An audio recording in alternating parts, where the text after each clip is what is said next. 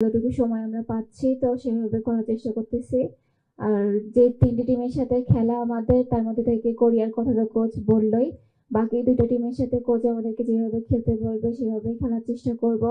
আর আমাদের টিমের বন্ডিং এখন আলহামদুলিল্লাহ অনেক ভালো, কারণ সাফে আমাদের হচ্ছে 23 জন প্লেয়ার সবাই গেম টাইম পেয়েছে।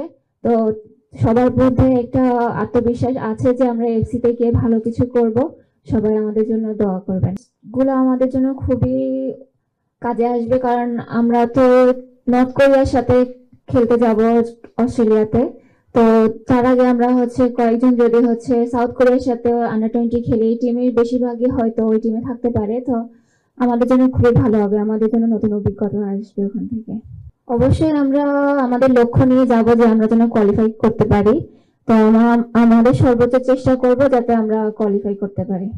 ওটা ওখানে গিয়ে তারপর বলবো। এখন আমরা শুধু আমাদের ট্রেনিংটা করতেছি, কোচে বলতেছে ওভাবেই করতেছি।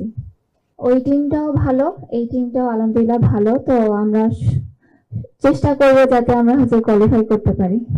আমরা মায়ানমার থেকে খেলে আসার পরে কোচ আমাদেরকে কয়েকজনকে কিন্তু রেস্ট দিয়েছিল সাফে। আমরা কয়েকজন হচ্ছে যারা ওখানে খেলেছিলাম তারা কিন্তু মাঠে খেলিনি, বিশেষ করে আমি, স্বপ্না যারা ছিলাম। তো ওখান থেকে আমাদের রিকভারিটা কোচ যেভাবে মনে করেছে আমাদেরকে দিয়েছে। এখন কোচ তখনই বলেছিল যে হচ্ছে তোমাদেরকে হচ্ছে এফসির জন্য খেলতে হবে ভালোভাবে। তো কোচ ওভাবেই আমাদেরকে রেস্ট দিয়েছে।